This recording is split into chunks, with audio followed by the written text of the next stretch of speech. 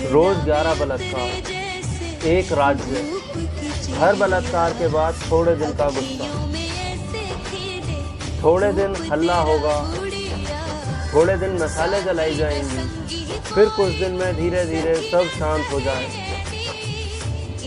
फिर दोबारा किसी बच्ची की आबरू तार तार हो जाएगी, फिर कोई निर्भया या मनीषा या प्रियदर्शनी बन जाएगी, फिर किसी की रूह कांप जाएगी, फिर एक बार मोमबत्ती जलाई जाएगी, फिर एक बार वो आवाज दबाई जाएगी।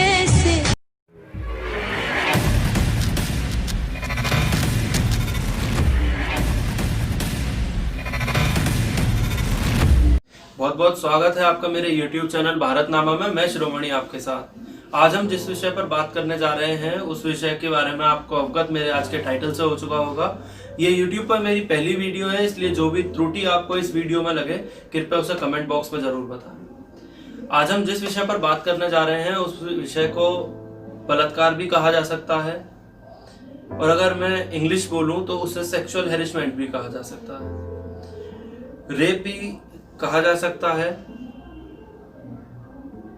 और शारीरिक टॉर्चर भी इसी को ही कहा जा सकता है। रेप आजकल के समय में हो रहे सबसे अधिक अपराधों में से एक है। सत्ताएं आती हैं, जाती हैं, वादे होते हैं, रखे रह जाते हैं। अगर मैं यहां बात करता हूं आपसे नेशनल क्राइम रिपोर्ट ब्यूरो की, यानी कि एनसीआरबी की, जो भारत का लेखा जोखा रखता है अपराधीकरण में, उसके अनुसार हर साल भारत में लगभग 33,000 के लगभग रेप केस देखे जाते हैं। अगर मैं बात करूं 2018 की तो 33,356 केस एनसीआरबी के हिसाब से देखे गए थे, और अगर मैं बात करता हूं 2018 की तो ये केस 2019 की तो ये केस देखे गए थे 32,033, यानी कि एक दिन में पूरे भारत में लगभग 90 केस होने। समझने की बात यह है कि हर केस के बाद, हर बड़े केस के बाद, चाहे वो निर्भया केस रहा हो, चाहे वो प्रियदर्शनी मोट्टो केस रहा हो, चाहे वो रानाथ केस रहा हो, चाहे वो जम्मू कश्मीर में घटित केस रहा हो, अश्विका नाम का केस रहा हो, हर केस के बाद सरकार थोड़े दिन तक देखती है, लोगों में आक्रोश होता है, जनता आक्रोशित रहती है, न्याय की मांग करती है, और फिर एक समय पर आकर भूल जाती है। अगर मैं बात करूं निर्भया केस 2012 की, देश को दहला देने वाला केस हुआ था Nirbhaya case 2012, Nirbhaya rape case. शुरू में बहुत ज्यादा आंदोलन किए गए, आक्रोशित हुई जनता ने हर प्रयास किया दोषियों को सजा दिलाने का। लेकिन अगर मैं भारत की न्याय व्यवस्था की बात करूं तो उन दोषियों को जिन्होंने अपने सारे जुर्म कबूल लिए थे, उन्हें सजा देने में भारतीय न्याय व्यवस्था को लगभग 8 साल का समय लगा। शायद यही एक कारण रहा कि रेप रेट में लगातार बढ़ोतरी हुई, रेप केस रेट में लगातार बढ़ोतरी हुई एनसीआरबी के अकॉर्डिंग। चलिए मैं आपको एक छोटी सी डिटेल बताता हूं। 2012 के बाद जब सरकार ने ऊषा मेहरा कमीशन का गठन किया, 2013 में महिला बैंक का गठन किया सरकार ने 2012-13 में, निर्भया भवन का निर्माण किया गया महिला आयोग के लिए, महिला सशक्तिकरण की बात की गई, नारी सशक्तिकरण की बात की गई, उसके बाद में फास्ट ट्रैक कोर्ट्स बनाई गई, महिला हेल्पलाइन रखी गई, महिलाओं के खिलाफ हो रहे अत्याचारों के खिलाफ एक अलग सेल बनाई गई। उसके बाद भी एक ऐसा ही केस देखने को मिलता है हमें 2013 में। केस आपके संज्ञान में होगा, मुंबई रेप केस के नाम से प्रसिद्ध हुआ था, और शक्ति मिल गैंग रेप एंड मर्डर इसको बोला गया था। इसके कुछ समय बाद 14 मार्च 2015, यानी कि लगभग 2 साल के अंतराल पे, 1.5 से 2 साल के अंतराल पे, एक 71 साल की महिला के साथ रेप अटेम्प्ट किया गया, और सबसे अच्छी बात है कि रेप एंड मर्डर अटेम्प्ट किया गया। उसके बाद में मैं बात करता हूं डेल्टा रेप केस।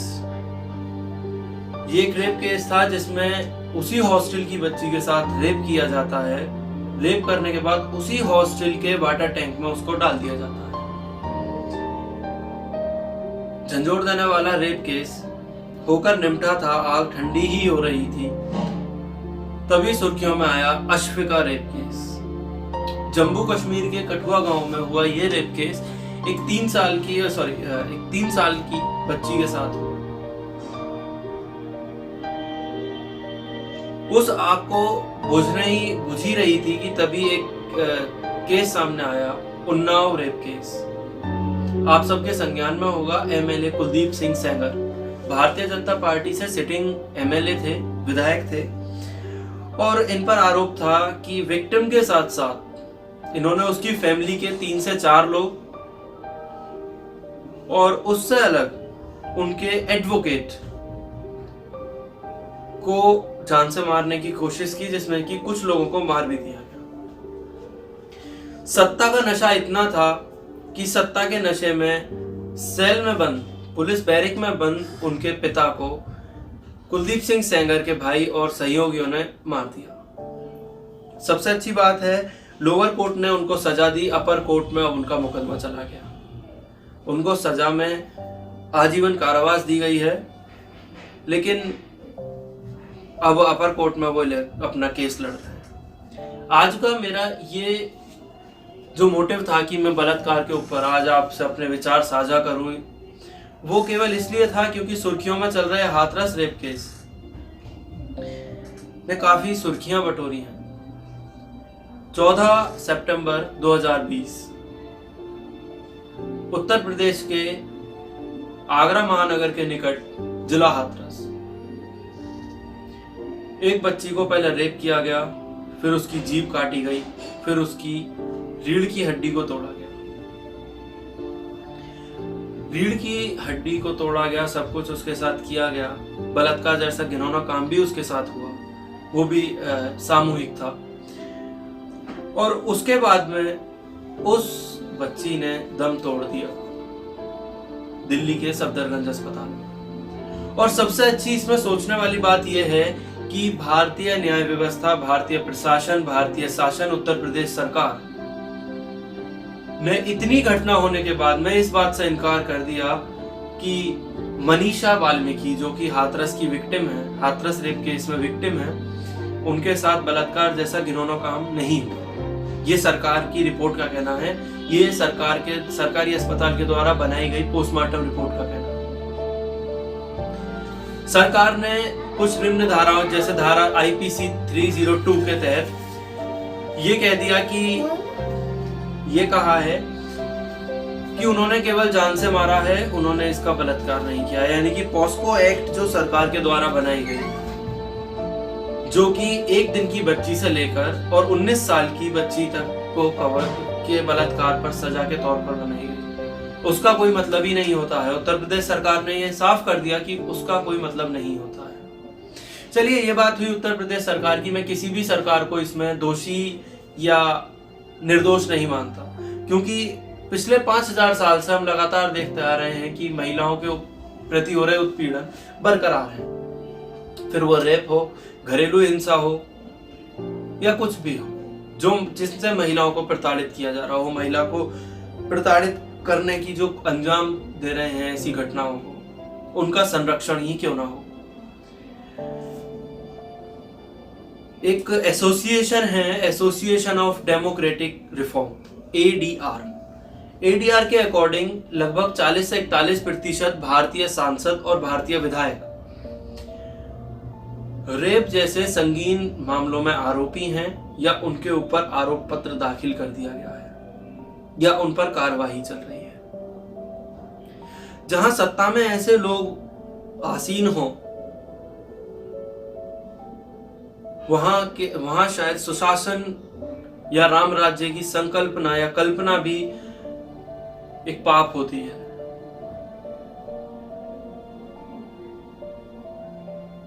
अलीगढ़ के पास एक जिला पड़ता है, वो एक कस्बा पड़ता है जिला अलीगढ़ में, जिसका नाम है टप्पल। मैं आपको अब से 2 साल पहले लेकर जाना चाहता हूं, 2018। एक 3 साल की बच्ची ट्विंकल शर्मा के साथ पहले रेप किया गया, फिर उसको काटा गया, मारा गया और फिर उसको कूड़े में फेंक दिया गया। एट लास्ट जब वो केस पुलिस के संज्ञान में आया, सरकार के संज्ञान में आया, तो अशफाक नाम के व्यक्ति को एनएसए लगाकर जेल भेज दिया गया।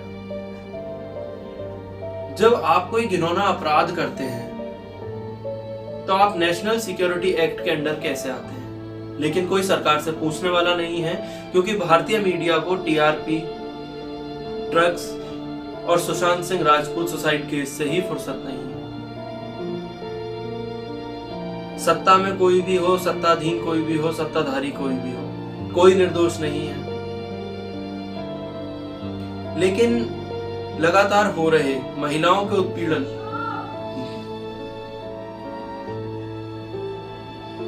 कि जो केस बढ़ रहे हैं, सही बात यह है कि सत्ताधीन लोगों या सत्ता के द्वारा उन पर कोई दंडात्मक कार्रवाई नहीं की जाती है। भारत में महिला आयोग तो है, लेकिन सीमित शक्तियों के साथ है।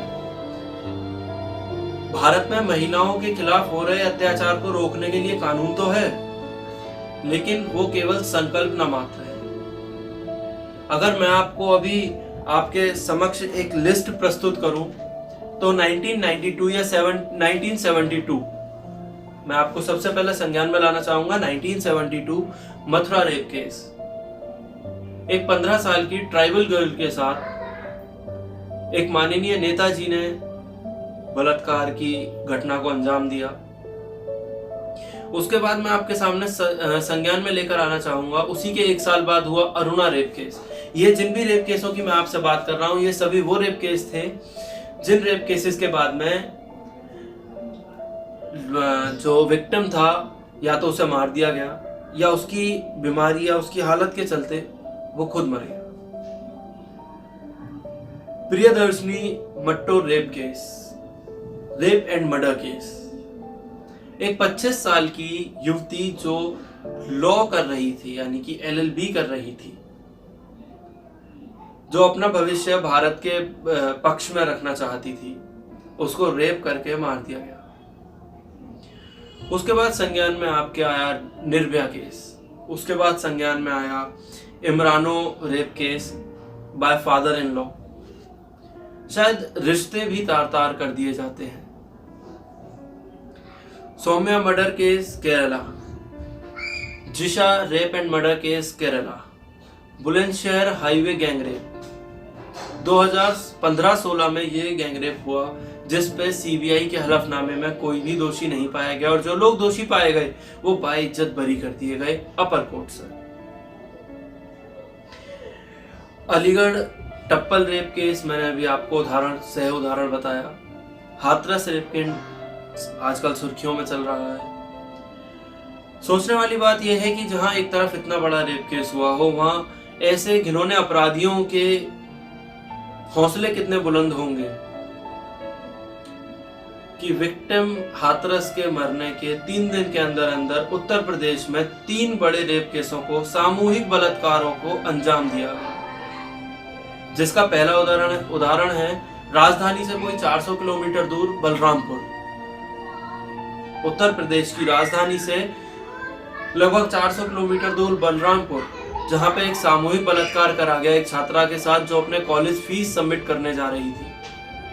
उसे पहले उठाया गया, फिर उसके साथ सामूहिक बलात्कार किया गया, फिर उसके बाद उसे टिर्री में ई रिक्शा में डाल के उसके घर वापस भेज दिया। उसी दौरान एक केस होता है उत्तर प्रदेश में, एनसीआर में आ रहे जिले बुलंदशहर का एक हिस्सा है ककोड़। ककोड़ में भी एक सामूहिक बलात्कार किया गया, लेकिन सुर्खियां नहीं बटोर पाए। और उसी के अगले दिन एक केस होता है मेरठ रेप केस, सामूहिक बलात्कार का केस था। सरकार की इन पे क्या प्रतिक्रिया है ये मैं भी जानता हूं, या आप भी जानते हैं। इस वीडियो को मेरा बनाने का कोई भी मोटिव नहीं था कि मैं सरकार के ऊपर उंगली उठा रहा हूं या सत्ता के विपक्ष में बोल रहा हूं या सत्ता के पक्ष में बोल रहा हूं। मेरा उस व्यक्ति से केवल एक सवाल है जो व्यक्ति सत्ताधारी प्रतिनिधित्व करता है, कब तक हम ये सब चीजें देखते रहेंगे, कब तक ये सब चीजें होती रहेंगी, कब तक देश की समसामयिक घटनाओं में हम इनका वर्णन करते रहेंगे। न जाने क्यों हर साल भारत में एक ना एक रेप केस ऐसा होता है जो झंझोड़ कर रख देता है। वो निर्भया हो, वो मुंबई रेप केस हो, वो ट्विंकल शर्मा रेप केस हो, या वो मनीषा वाल्मीकि रेप केस हो। किसी युवती की, किसी बच्ची की मैं किसी वर्ग के अनुसार वर्णनित नहीं करता। वो हरिजन हो, वो सामान्य वर्ग से हो, वो मुस्लिम हो, वो पारसी हो, वो ईसाई हो, वो हर घर की इज्जत होती है। सरकार और सत्ता एक ही है, लेकिन सरकार और सत्ता को चलाने का जो काम करते हैं वो लोग अलग अलग करते हैं। प्रशासन का हाथरस रेप केस में ये कहना कि रेप अटेम्प्ट नहीं हुआ, सरकार का उस पर मोहर लगा देना, 302 में FIR होना, क्या इस बात के लिए काफी नहीं है कि सरकार लाचार है? आज की वीडियो को मैं यहीं समाप्त करता हूं और आपसे आशा करता हूं कि आप सभी को मेरा कंटेंट बहुत अच्छा लगा हो। अगर आप सभी को मेरा कंटेंट अच्छा लगा है तो please like, subscribe and share my video, and I will meet you again with a new subject of video. Thank you.